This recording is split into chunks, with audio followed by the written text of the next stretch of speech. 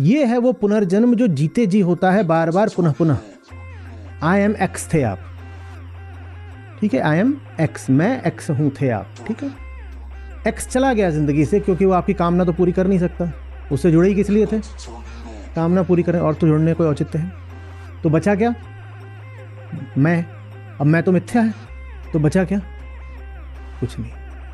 हाल ही में तो कुछ होता ही नहीं, मैं तो हमेशा किसी के साथ जुड़ा होता।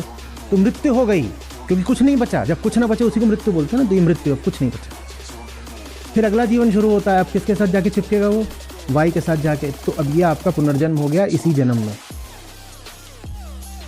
पुनः पुनः तुम वही कर रहे हो, तुम वही कर रहे हो, तुम वही तो कर रहे हो। तभी तो आपसे उपनिषद कहते हैं कि क्रतो स्मर कृतम स्मर, क्रतो स्मर कृतम स्मर।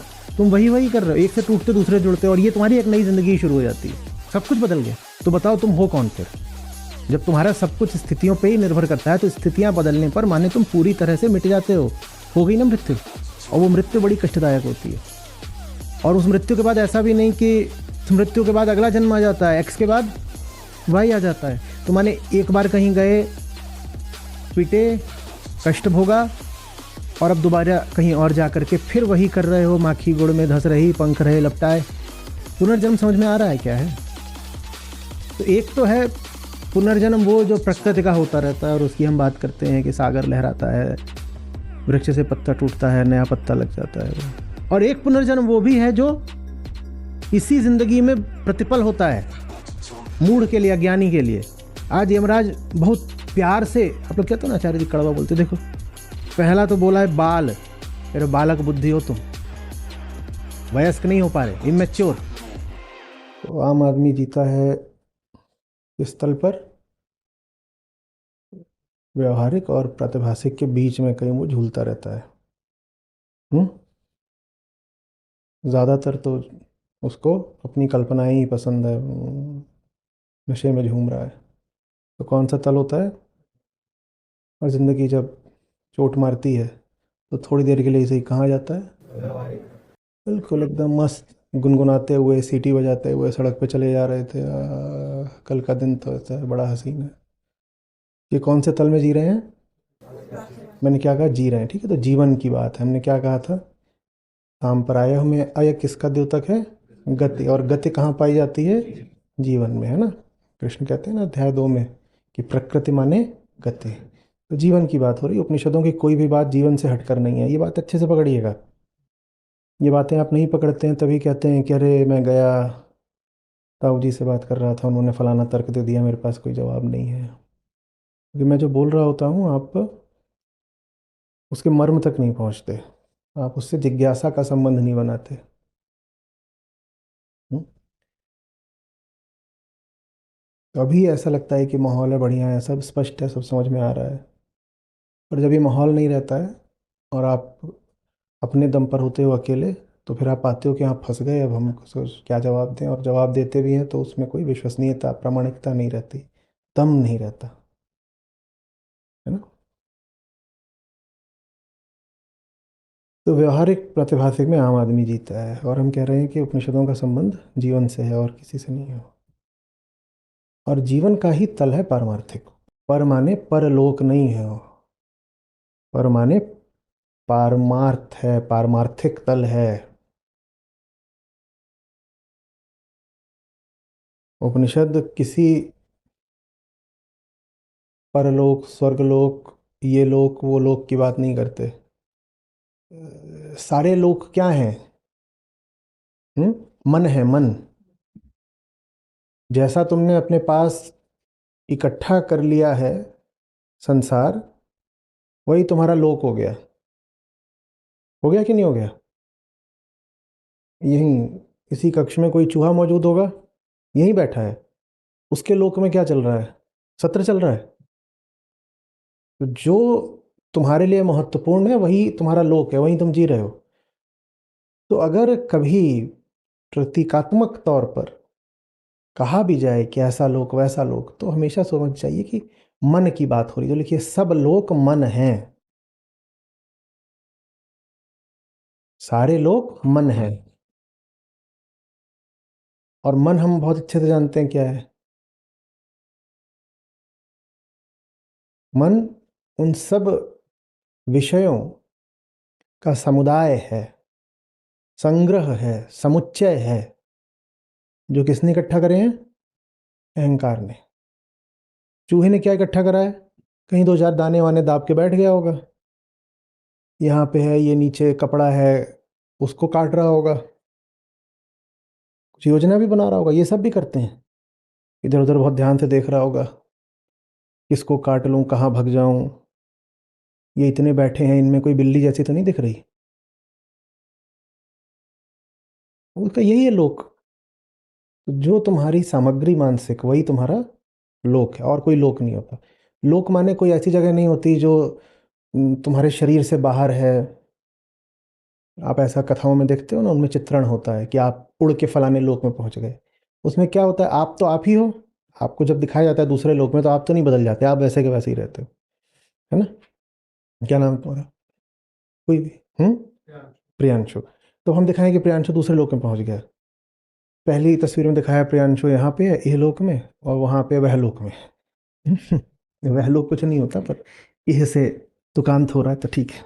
तो इह लोक और वह लोक, तो उसमें अभी अगर उसने शर्ट पहन रखी है तो ऐसा थोड़ी है कि वहां पहुंचेगा तो बनियान में हो जाएगा। तो हम क्या दिखाते हैं? हम दिखाते हैं हम तो वैसे ही हैं। लोक के बदलने का मतलब होता है बाहर कुछ बदल गया। प्रियांशु का चेहरा जैसा यहाँ है वैसा ही दूसरे लोक में होगा। ये बहुत बड़ी भूल है। लोक बाहर नहीं है, लोक कहाँ है? भीतर है। क्या श्रुति प्रमाण देती है इसका? हाँ, बिल्कुल देती है, और हम बहुत बार उसका उल्लेख कर चुके हैं। निरालंब उपनिषद क्या बोलता है? स्वर्ग कहाँ है?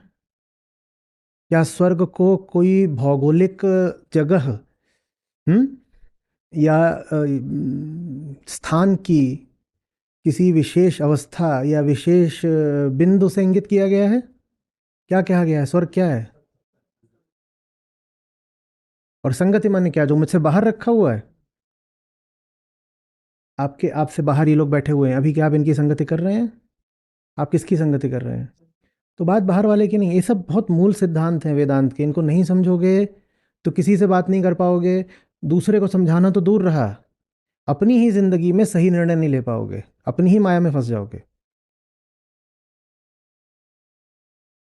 हम्म। तो संगति माने कोई बाहर वाला नहीं होता। बाहर तो यहाँ इतने लोग बैठे हैं, आप सबकी संगति कर रहे हो क्या? अहम जिसको साथी के रूप में स्वीकार कर ले और मन में बैठा ले, वो आपका संगी कहलाता है। बाकी कोई आपके बस में यात्रा कर रहे हैं, कोई बगल में आके बैठ गया, वो आप संगति थोड़ी कहोगे, या वो संगति हो गई? पता भी नहीं होता, ट्रेन में, बस में, फ्लाइट में बगल की सीट किसके नाम है आपको पता होता है क्या? होगी किसी के नाम, वो संगति नहीं कहलाती। दूसरी ओर कोई आपसे लाखों मील दूर हो पर मन में बैठा हुआ है, तो वो आपका संगी हो गया। बात शारीरिक, पार्थिव, भौगोलिक निकटता की नहीं है। ये आ रही बात समझ में? हाँ, कुछ हद तक ऐसा होता है, क्योंकि हम इंद्रियों के जीव हैं, कि जो आंखों के सामने होता है वो भीतर भी घुस जाता है। तो वहाँ हम बात समझ में आती है कि अगर आपको किसी को मन में बैठाना है तो अच्छा होता है कि वो व्यक्ति, उसका चेहरा या उसका कोई प्रतीक आंखों के सामने हो, तो उससे एक स्मारिका बनी रहती है, उससे सुमिरन चलता रहता है। ठीक है, तो वो अलग बात है। लेकिन उस बात से भी जो मूल परिभाषा है उसका उल्लंघन नहीं हो जाता। मूल परिभाषा क्या है? कि संगति बाहर की बात नहीं है, संगति भीतर की बात है। अच्छा, हमारा हर बात में भीतर भीतर क्यों घुसते हैं? मूल बातें आप नहीं समझोगे तो फंसोगे। भीतर भीतर क्यों घुसते हैं? कौन देगा इसका जवाब?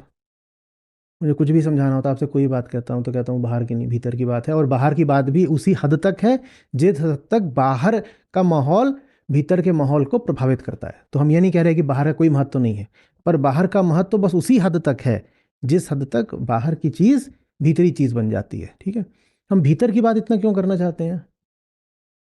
बिल्कुल फर्स्ट प्रिंसिपल्स, मूल सिद्धांतों पर जाइए, बस यही यही जवाब है। क्योंकि सारा अध्यात्म, हम्म, आपकी कलाई के फ्रैक्चर को ठीक करने के लिए नहीं है। दर्द और दुख में हमने अंतर करा है, बहुत बार करा है। अगर आपको दर्द है तो अध्यात्म आपकी कोई मदद नहीं कर सकता, और अगर आप दर्द के लिए अध्यात्म के पास जा रहे हैं तो ये अंधविश्वास कहलाता है। ये सिर्फ अंधविश्वास ही नहीं है, भारत का संविधान इसको वर्जित प्रतिबंधित करता है। और कुछ राज्यों में तो विशेषकर नियम बने हुए हैं कि अगर आपको कोई शारीरिक समस्या है और कोई व्यक्ति आकर कहता है कि मैं झाड़ फूक टोने टोटके या किसी भी और ऊपरी हवाई तरीके से उसको ठीक कर दूंगा, तो उस व्यक्ति को जेल और हो जाएगी। ये कौन सा एक्ट है और किन किन राज्यों में है, ये आप पता करके कम्युनिटी पे लिखिएगा। तो अगर ऐसा कोई नियम कोई लेजिस्लेशन है, तो समझिए कि फिर वो वेदांत से आ रहा है। क्योंकि वेदांत बिल्कुल यही बात कहता है कि तुम्हारी उंगली मुड़ गई है, तुम्हारे पेट में दर्द है, तुम्हें आंख से दिखाई नहीं दे रहा है, ये अध्यात्म की विषय वस्तु है ही नहीं। तो अगर कोई धर्म के नाम पे आपको चमत्कार दिखा रहा है, तो वो चीज़ पहली बात तो आध्यात्मिक नहीं है, दूसरी बात वो गैर कानूनी भी है, आध्यात्मिक तो नहीं है, वैधानिक भी नहीं है।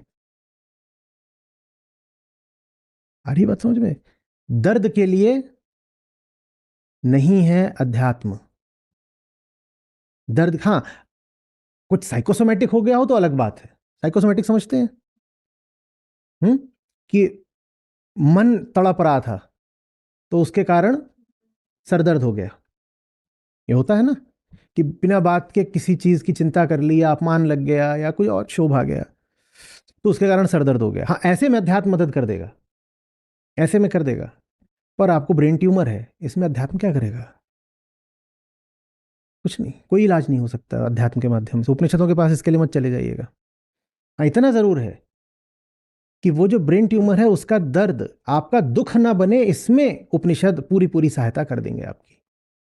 ये दो अलग बातें हैं। दर्द को दुख बनने से अध्यात्म निसंदेह रोक सकता है, बिल्कुल। लेकिन आप कहें कि दर्द को ही रोक दे, तो ऐसी क्षमता अध्यात्म में किसी प्रकार नहीं है। अध्यात्म, आप जाएंगे किसी ऋषि के पास और आप उससे कहेंगे कि नाक में सुंघाई नहीं देता, आंख में दिखाई नहीं देता, तो आपको भगा और देगा, ये पागल आदमी, जा किसी वैद्य चिकित्सक के पास जा, यहाँ क्या करने आया है। स्वयं बुद्ध को देखने चिकित्सक आते थे, उन्होंने भी ये नहीं बोल दिया कि मैं खुद ही ध्यान से अपना इलाज कर लूंगा। जितने लोग बीमार पड़े हैं अभी हाल की शताब्दियों में भी, उनको भी देखने चिकित्सक ही आते थे, वो अस्पताल ही जाते थे, और होना भी ऐसे ही चाहिए। वो बोले कि मैं अपनी आध्यात्मिक शक्तियों से और सिद्धियों से अपना इलाज कर लूंगा, तो फिर वो झूठ बोल रहे हैं, वैसा नहीं हो सकता। तो इसलिए हम हर बार भीतर जाएंगे, क्योंकि अध्यात्म का संबंध ही बस अहंकार से है, हाथ से पांव से नाक से नहीं है। समझ में आ रही है बात? भीतरी जगत, उसकी ही बात हो रही है। और वो जीता है, हमने कहा, व्यवहारिक प्रातिभासिक इन्हीं के बीच में वो पड़ा रहता है। थोड़ी देर के लिए, जैसे आचार्य नागार्जुन ने करा है, शून्यता सप्तति में हम कई बार बात कर चुके हैं, उन्होंने तीन तलों को दो में ही मान लिया। उन्होंने कहा एक तो होता है ऊपर वाला, और नीचे वाले दो को वो एक ही मानते हैं। नीचे वाले दो को एक ही मानते हो, दूसरा वही मान लो कि एक ही है, व्यवहारिक ही मान लेते हैं उसको। तो जो लोग इस व्यवहारिक में प्रातिभासिक, अब सम्मिलित हो गया, उन दोनों को मिला दिया, एक मान लिया। तो श्लोक आज कहना क्या चाह रहा है? श्लोक कह रहा है कि जो लोग ऐसे जीते हैं कि जो उनको इंद्रियों से दिखाई दे रहा है उसी में उनको पूर्णता मिल जाएगी, पुनः पुनः वो बार बार मेरे हत्थे चढ़ते हैं, वो बार बार मेरे हत्थे चढ़ते हैं। क्योंकि इंद्रियों से जो कुछ भी दिखाई दे रहा है उसमें पूर्णता तो मिलेगी नहीं। पूर्णता मिलेगी नहीं तो आपने उसके साथ जो संबंध बनाया था वो टूटेगा।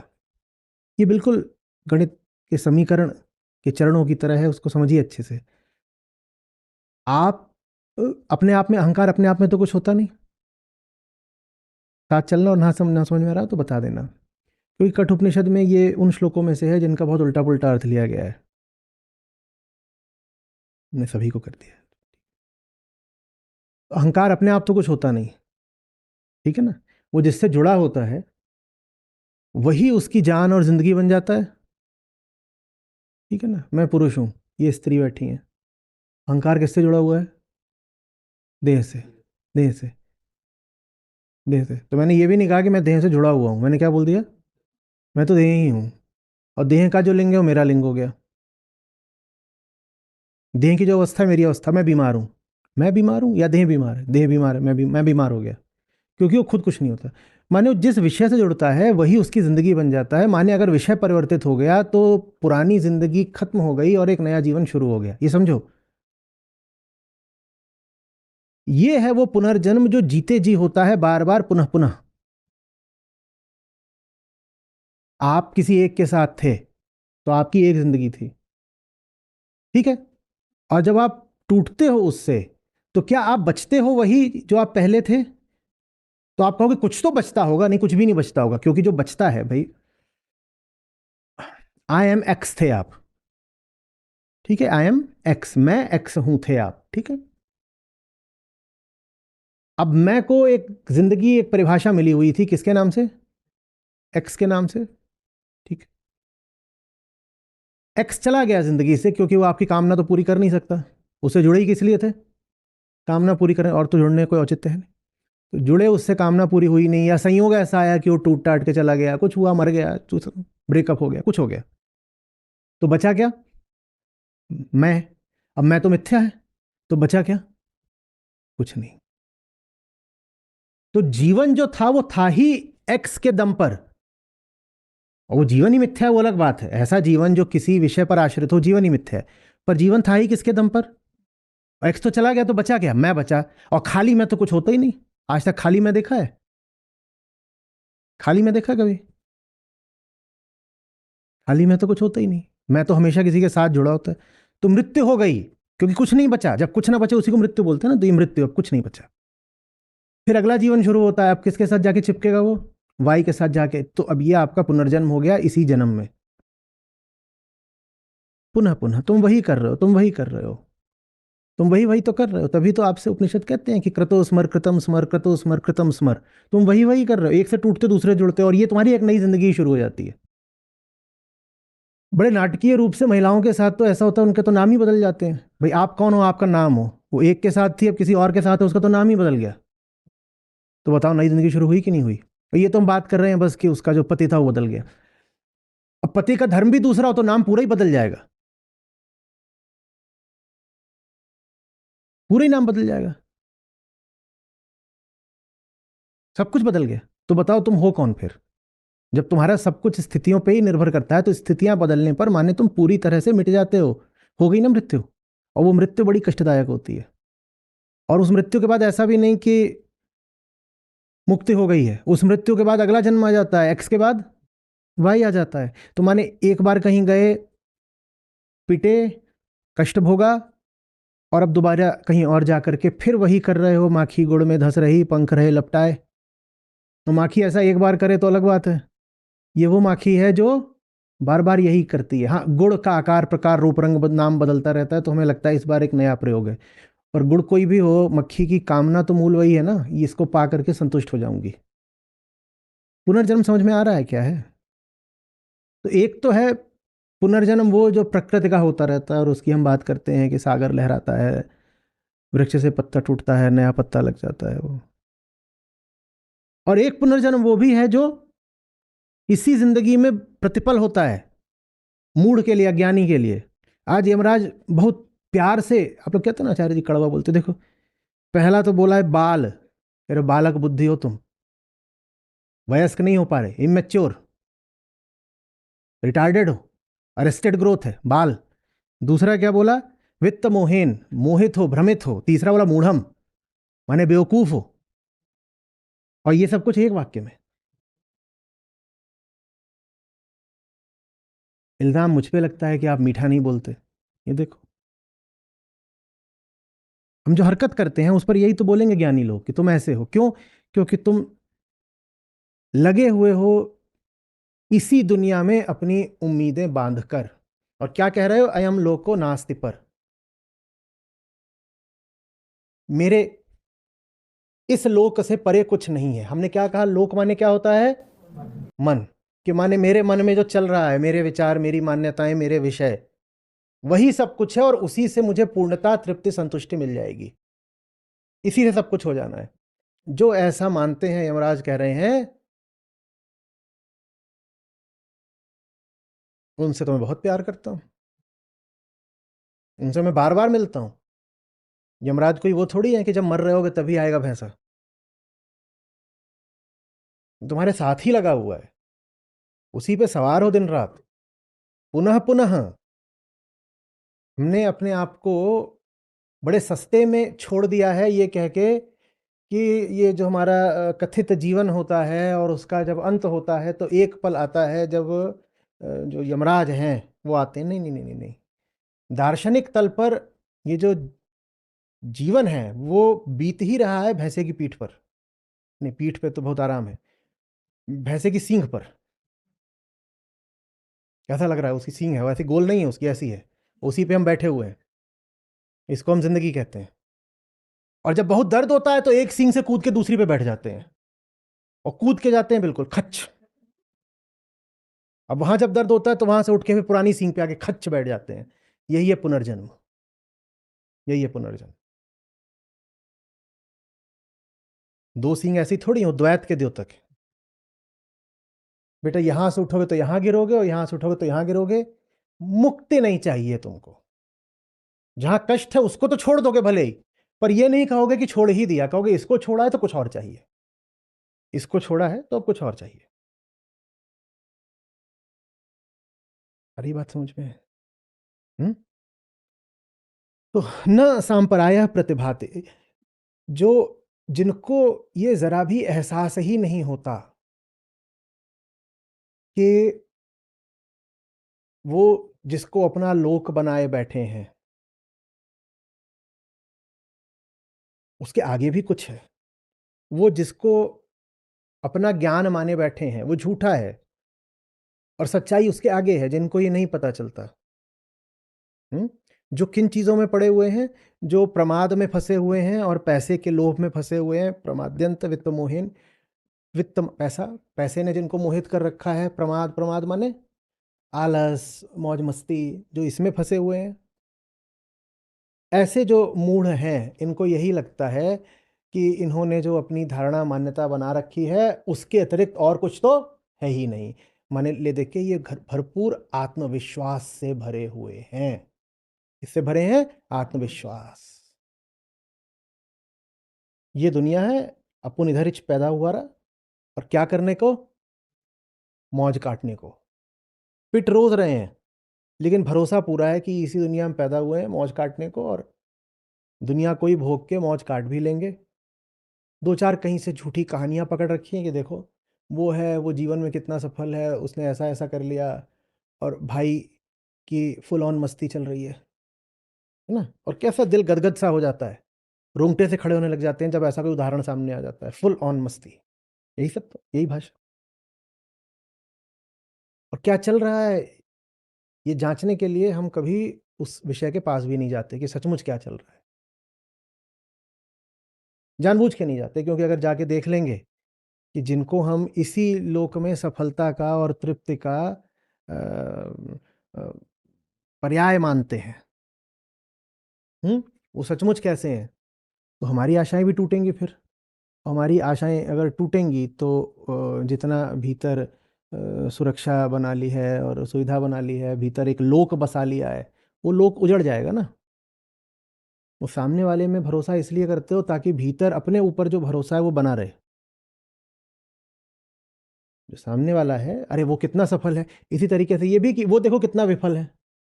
जो दूसरा है वो कितना विफल है, ये इसीलिए करते हो ताकि कुछ भीतर है जिस पे भरोसा बना रहे। सारी बातें इसीलिए कही जा रही हैं, ताकि जो हम अपने ऊपर भरोसा बैठा लेते हैं, बड़े आत्मविश्वासी हो जाते हैं, हमें पता होता है कि ऐसा है, वो टूटे। एक आप अभ्यास शुरू कर सकते हैं। कहना तो बड़ी गति से होता है, तो कहते कहते प्रवाह में स्वयं को पकड़ना थोड़ा मुश्किल पड़ेगा, पर लिखना जरा धीरे धीरे होता है।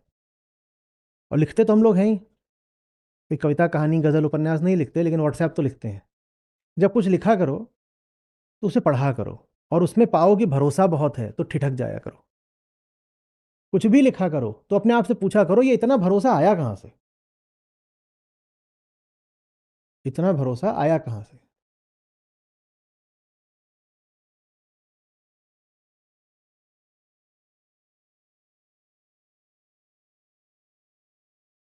आ रही बात समझ में? उसी भरोसे को तोड़ने के लिए सब श्लोक हैं, आज का श्लोक भी है। और जिनका भरोसा नहीं टूटता उनको क्या कह रहे हैं? बाल बुद्धि हैं, विमोहित हैं और मूढ़ हैं। ये सोचते हैं कि जो इनके भीतर चल रहा है वही सत्य है, और जो इन्होंने भीतर लोक बसा रखा है उसी में इनको पूर्णता और चैन मिल जाएगा। समझ में ही नहीं आता कि जो तुमने बसा रखा है साधोरे मुर्दों का गांव, वहां तुम्हें कुछ नहीं मिलेगा। ये संसार कांटन की झाड़ी, उलझ उलझ मर जाना। अब वो बाहर तो कांटों की झाड़ी है नहीं, तो झूठ बोल रहे होंगे। दिखाओ कांटों की झाड़ी कहाँ है? तुम्हारे पास कांटे हैं? भाई दाढ़ी कटियल है, कांटे कहाँ है? कहाँ है कांटे? कांटे कहाँ है? तो क्या बोल रहे हैं वो, ये संसार कांटन की झाड़ी, उलझ उलझ मर जाना है? क्या मतलब है इसका? संसार का क्या अर्थ हुआ फिर? अगर संसार कांटों की झाड़ी है और बाहर तो कांटों की झाड़ियां दिख नहीं रही हैं, तो माने फिर कौन से संसार में है कांटों की झाड़ी? ये है, ये है। तो जब भी ज्ञानी संसार की बात करें तो इधर उधर मत देखने लग जाना। संसार माने, लोक माने ये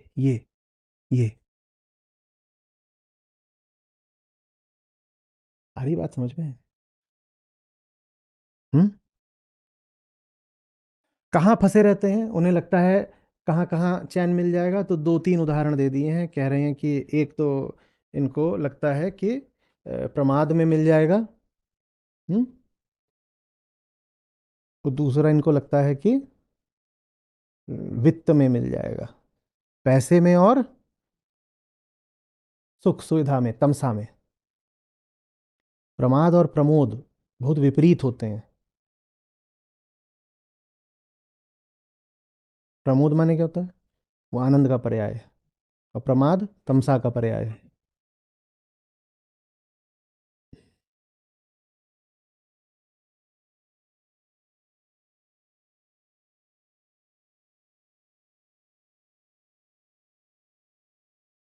और हम ऐसे लोग हैं कि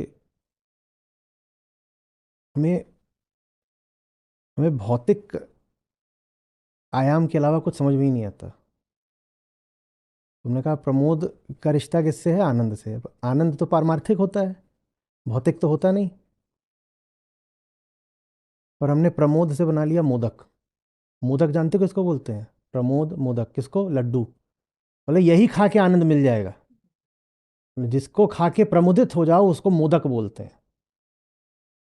ये लोक धर्म है कि ऊंचे से ऊंचे शब्द को लड्डू के तल पे लाके छोड़ दिया। बढ़िया लड्डू बनाओ, घी शक्कर एकदम दबा के उसमें, और उससे प्रमुदित हो जाओगे। कैसे हो जाओगे भाई? कैसे हो जाओगे?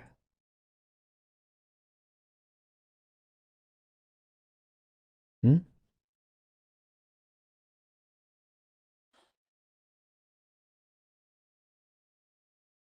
जीना सबको व्यवहारिक तल पर ही है। आंखों से देखोगे तो यही दुनिया दिखाई देगी।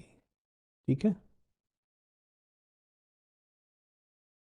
पर याद रखना होता है पारमार्थिक तल। दो तरह की गलतियां होती हैं, दोनों नहीं करनी है। एक गलती होती है गजब अध्यात्म वाली, वो विदेही हो जाते हैं। उनके देखे व्यवहारिक तल उनका अब लुप्त हो गया है। वो जीना ही शुरू कर देते हैं आसमानों में। उनके कदम धरती पर नहीं पड़ते, बादलों पर पड़ते हैं। नहीं, जब तक जी रहे हो और टांगे हैं तो टांग और धरती एक ही चीज है। और जब टांगों को धरती नहीं मिलती, जैसा कि सुनीता विलियम्स वगैरह के साथ हो रहा है, अब वो वापस आएंगे तो 2 महीना लगेगा उनकी टांगों को जान देने में, क्योंकि टांग और धरती एक साथ चलते हैं। और जब टांगों को धरती नहीं मिलती तो टांगें भी खराब हो जाती हैं। वो अभी यहाँ उतरेंगे तो उनकी टांगों में इतनी जान भी नहीं होगी कि टांगे शरीर का तो छोड़ दो, अपना वजन भी उठा सके। हाथों में इतनी जान भी नहीं होगी कि जो कपड़ा है इसका वजन भी उठा पाए। 2 महीने तक अब उनको अभ्यास करा जाएगा धीरे धीरे, तब मांसपेशियों में जान वापस आएगी। इसी तल पर जीना है। ये पृथ्वी ही है, यही है हम, और ये पृथ्वी एक है। पृथ्वी पर कुछ भी थोड़ा अलग होता तो हम वैसे नहीं होते जैसे हम हैं। आपके दो टांग दो हाथे हैं, उसका उसका कारण यह है कि पृथ्वी जैसी है वैसी है। लगभग 6400 किलोमीटर रेडियस है, तो इसलिए आपके शरीर का आकार वैसा है जैसा है। आपका कद इतना ही थोड़ी होता अगर पृथ्वी का गुरुत्वाकर्षण थोड़ा अलग होता, उसका आकार अलग होता, उसका मैग्नेटिक फील्ड अलग होता, तापमान अलग होता। ये जो वायुमंडल है, इसमें गैसों का अनुपात अलग होता, तो आपको लग रहा है आपके फेफड़े वैसे ही होते जैसे हैं। कार्बन ऑक्सीजन 20, नाइट्रोजन और ऑक्सीजन 80 और 20 होते हैं हवा में लगभग। तो इसलिए आपके फेफड़े वैसे हैं जैसे हैं। तो ये फेफड़ा और ये हवा एक हैं। तुम हवा बदल दोगे तो फेफड़ा भी बदल जाएगा, और हवा तो आप बहुत जल्दी बदल सकते हो, फेफड़ा उतनी जल्दी तो आप मर जाओगे। हवा तो आप बहुत जल्दी बदल सकते हो, कर दो न्यूक्लियर एक्सप्लोजन, काफ़ी कुछ चीज़ें हैं जो बदल जाएंगी पृथ्वी पर उतनी जल्दी शरीर नहीं बदल पाएगा, तो आप मर जाओगे। यही तल है, इसी पर जीना है, यही है। ठीक है, व्यवहारिक तल यही है, सबको इसी दुनिया में जीना है। जहाँ तक शरीर की बात है और लोक व्यवहार की बात है, बहुत छलांगे मत मारा करो। ये मत कह दिया करो अब हम इस दुनिया के नहीं हैं, हम तो कहीं और के हैं, और अब तो हम हवाओं से बातें करते हैं। ये फिजूल की शायरी आपको व्यवहारिक से उठा के पारमार्थिक पर नहीं ले जाती। ये शायरी आपको व्यवहारिक से गिरा के प्रातिभाषिक पे डाल देती है। कल्पना है, इससे बचो, इसमें कुछ नहीं रखा है। जीना व्यवहारिक तल पर ही है, जो कि तथ्यों का तल है, तथ्यों का तल है। तो व्यवहारिक पर ही जीना है। तो अधिक से अधिक यही कह देना चाहिए कि कल्पना में मत जियो, नहीं, उतना काफ़ी नहीं है। व्यवहारिक पर जीना है, पर याद रखना है कि सिर्फ व्यवहार में तृप्ति नहीं मिलने वाली। इस तल पर ऐसा कुछ नहीं है जो मुझे शांत कर देगा। ये जो स्मरण है, यही परमार्थ है। जीना इस तल पर है, पर परमार्थ को याद रखते हुए। जीना इसी पृथ्वी पर है, पर परमार्थ को याद रखते हुए। पृथ्वी पर जीते हुए बस अगर पार्थिव को ही याद रखा तो बहुत दुख पाओगे। जो पृथ्वी पर जी रहे हैं और याद बस पार्थिव को रखते हैं, उनके लिए दुख और मृत्यु और जन्म और मृत्यु और जन्म, इसके अलावा कुछ नहीं है। इसी पृथ्वी पर जीते हुए पार्थिव तो याद भूल ही नहीं सकते, वो तो सामने ही है, कैसे भूल जाओगे। पार्थिव तो याद रहे ही, और साथ ही साथ पारमार्थिक भी याद रहे। इसको मैं ऐसे भी कहा करता हूं कि जिंदगी के छोटे फैसलों में कभी परमार्थ भूल भी गया तो चलेगा, हालांकि कभी नहीं भूलना चाहिए, सतत सुमिरन माने कभी नहीं। पर इसी पृथ्वी पर जितना बड़ा फैसला करना हो, उतना ज्यादा परमार्थ को याद रखना, यह सूत्र है। और जिसने इस पर अमल कर लिया, ऋषियों ने लिख कर कहा है कि उसे दुख नहीं हो सकता, और जो लिख कर कहा है उसको बोलते हैं उपनिषद। बोलते हैं दुख नहीं हो सकता। अगर इस बात पे तुम अमल कर ले गए तो जिंदगी में कभी दुख नहीं हो सकता। चमत्कार वगैरह की आशा मत करो। न विज्ञान से दुख से मुक्ति संभव है, ना अंधविश्वास से, और ना ही विज्ञान से। बस ये सूत्र जिसने याद रख लिया, उसको अब दुख नहीं हो सकता। जीना इसी जमीन पर है, चलना यही है, शरीर यहीं उपजा था, शरीर यहीं मिट्टी हो जाना है, सब कुछ यही होना है। ये उम्मीद मत रखना कि तुम्हें बीमारियां नहीं होंगी, उम्मीद मत रखना, हमें कुछ कुछ भी हो सकता है, कभी भी हो सकता है। पर चेतना मान तो चुनाव होता है ना, जो कुछ हो सकता है वो कहाँ होगा, वो बाहर से होगा, वो शरीर को होगा। उसको उत्तर क्या देना है, उस पर तुम्हारा प्रतिसाद, तुम्हारी प्रतिक्रिया क्या होनी है, वो तो चेतना तय करती है। चेतना माने चुनाव। चुनाव करते वक्त अगर परमार्थ याद है तो दुख नहीं पा सकते।